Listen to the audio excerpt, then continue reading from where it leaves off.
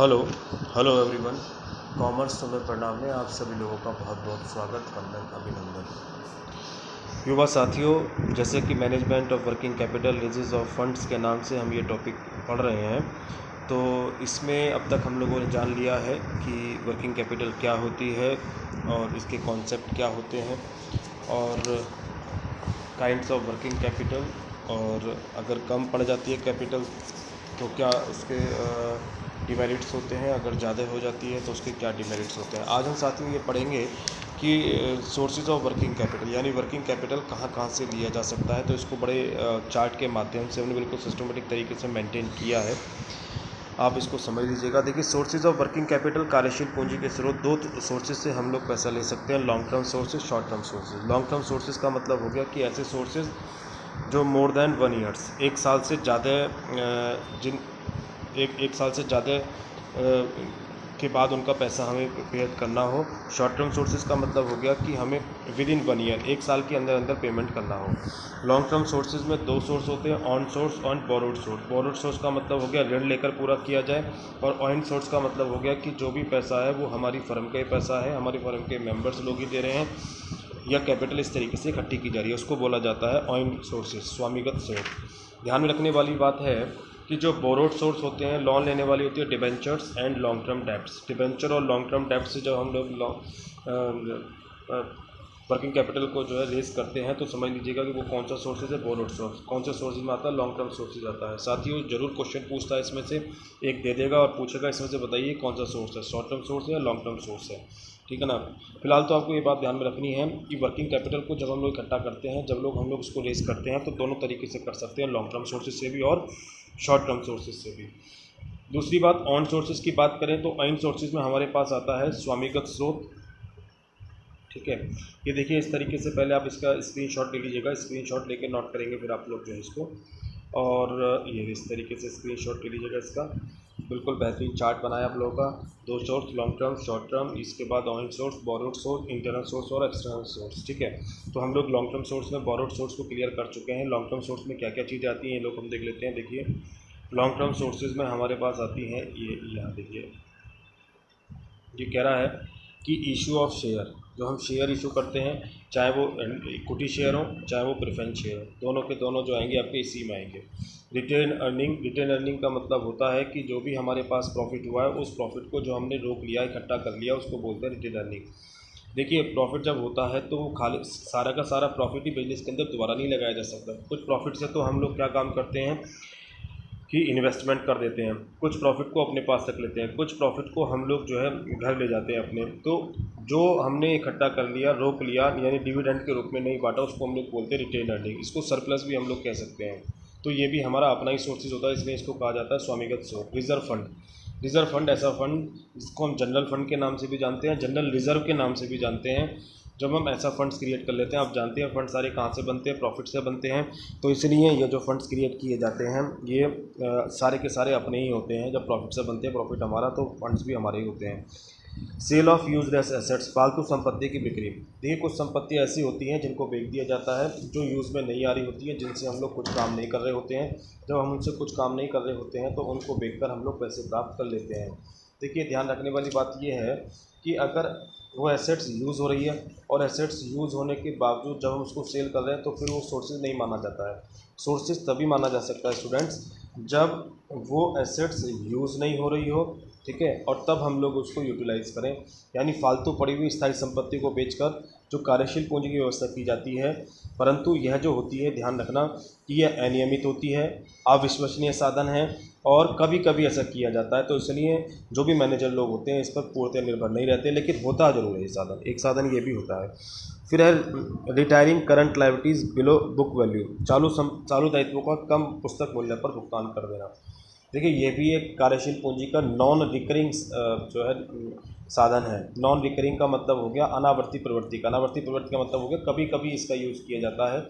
इसके अंतर्गत ऋणदाता क्या करते हैं, जो भी हम जिन लोगों ने हमें लोन दिया है, उन्हें भुगतान जब हम लोग करते हैं तो उनसे मिलने वाली छूट और जो टैक्स होता है उसके लिए हम लोग पहले से ज़्यादा प्रोविज़न कर लेते हैं, उनको कम पेमेंट करते हैं, तो इसको बोलते हैं retiring current liabilities below book value. इसके माध्यम से भी हम लोग जो है क्या काम करते हैं कि अपने सोर्सेज को इकट्ठा करते हैं। ये हम लोगों ने यहाँ पर एनालिसिस कर लिया था। चलिए, अब शॉर्ट टर्म सोर्सेज देख लेते हैं स्टूडेंट्स।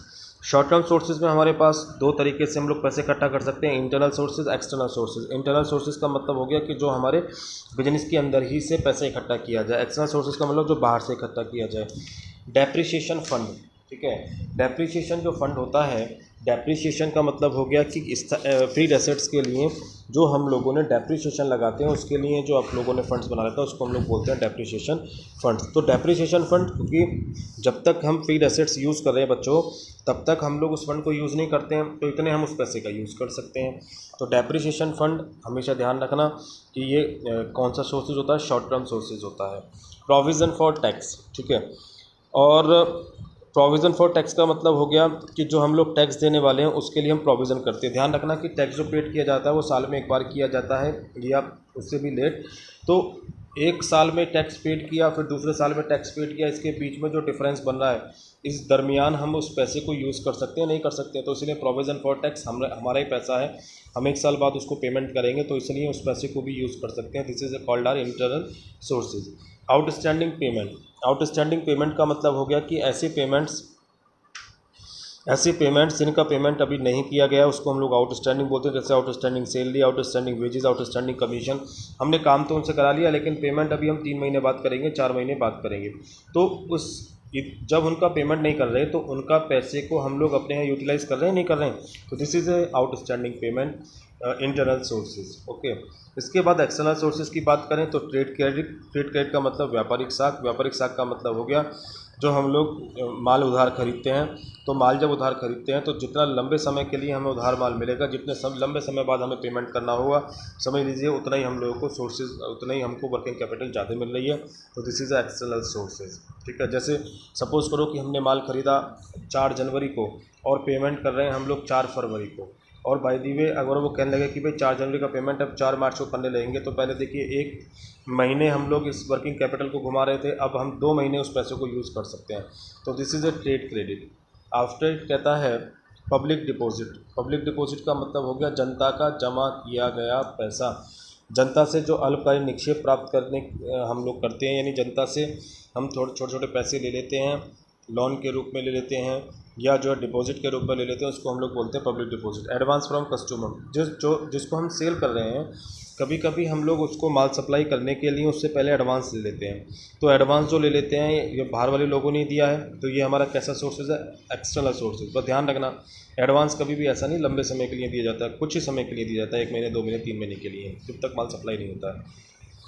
बैंक क्रेडिट, बैंक साख। बैंक में आप हमारा अकाउंट होता है बिजनेसमैन का, आप जानते हैं, जिसको हम लोग करंट अकाउंट के नाम से जानते हैं। तो करंट अकाउंट जो होता है उसमें सुविधा मिलती है, जितना पैसा जमा उससे ज़्यादा पैसे आप लोग यूज़ कर सकते हैं, तो वो ओवरड्राफ्ट कहलाता है। तो बैंक ओवरड्राफ्ट, कैश क्रेडिट, री डिस्काउंट ऑफ बिल। आपने ऊपर बिल लिखा जिसको BRBP बोलते हैं, तो उस BRBP को आप लोग बैंक से डिस्काउंट कर लेते हैं। 3 महीने बाद पेमेंट पार्टी करेगी लेकिन हमने पैसा आज ही ले लिया, तो ये भी किस में आएगा, बैंक क्रेडिट में आएगा। क्रेडिट पेपर्स होते हैं BRBP, प्रॉमिसरी नोट, व्यवसाय साख पत्र, यही चीज़ होती है इसके अंदर। लोन फ्रॉम डायरेक्टर, कभी कभी प्रबंधक और संचालकों से हम लोग ऋण ले लेते हैं, जो भी हमारे यहाँ काम करने वाले होते हैं उन्हीं से हम लोग लोन ले लेते हैं। तो वो भी हमारा कैसा सोर्सेज हो गया, एक्सटर्नल सोर्सेज हो गया। बिजनेस में पेमेंट उनका किया जाएगा, उनका पेमेंट भी ऐसे किया जाएगा जैसे बाहर वाले क्रेडिटर्स का हम लोग पेमेंट करते हैं। फाइनेंस कंपनियां, वित्तीय संस्थाएं जिससे हमने लोन लिया है, जैसे industrial loan from investment company, insurance company, development corporation, ये सब के सब जो आते हैं ये फाइनेंस कंपनियां होती हैं जो फाइनेंस करती हैं, जो पैसा उधार देने का काम करती हैं। तो ये सब जो है आपके जो है शॉर्ट टर्म सोर्सेज में आते हैं। शॉर्ट टर्म सोर्सेज में भी कौन से में, एक्सटर्नल में आते हैं। गवर्नमेंट असिस्टेंट, सरकारी सहायता, सरकार सहायता देती है, सरकार ग्रांट अगर दे देती है, जैसे सरकार ने कहा दिया कि भाई 4 लाख रुपए जो है हर उस बिजनेसमैन को दिए जाएंगे जो डेयरी प्रोडक्ट प्रोड्यूस कर रहा है। तो ऐसी कंडीशन में ये जो हमको असिस्टेंट मिला है, ये जो हमको ऐड मिली है, ये गवर्नमेंट असिस्टेंट कहलाती है। This is external sources. Native money lenders, देसी साहूकार। देखिए देसी साहूकार क्या होते हैं, आप लोग जानते होंगे कि पहले सारा का सारा जो बैंकिंग का काम होता था वो साहूकार के द्वारा ही हुआ करता था, ठीक है।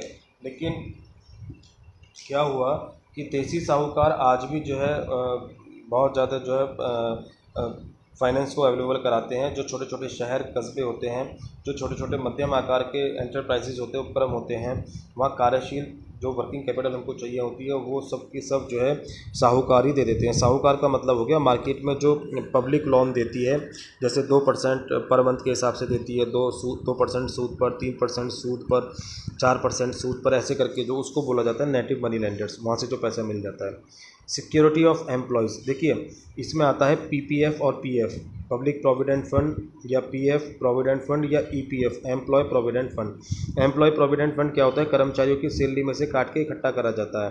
जैसे किसी की सैलरी 10,000 रुपये है, उसको दिया जाएगा 8,000, 2,000 रुपये उसके फंड के नाम से जोड़े जाएंगे। जब वो रिटायर होगा तो 2,000 रुपये हर महीने के हिसाब से जितने साल उसने सर्विस की है उसमें कैलकुलेट करके उसका पैसा रिटर्न कर दिया जाएगा विद इंटरेस्ट।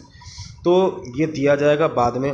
तो गवर्नमेंट जो भी कंपनी है उसमें पैसे इकट्ठा होता रहता है, तो वो क्या काम करती है, इसको यूज़ कर लेती है।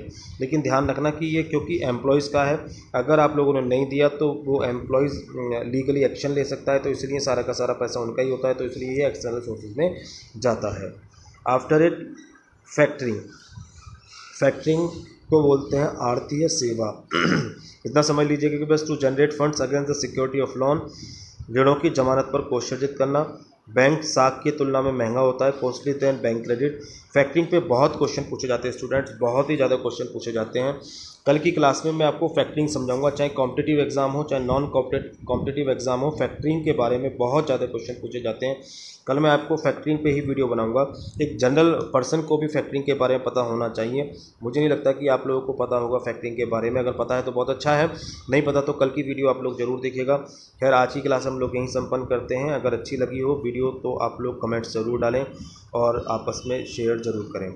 आपका दिन शुभ हो, भविष्य मंगल में हो, इसी कामना के साथ आपसे विदा लेते हैं। बहुत बहुत धन्यवाद।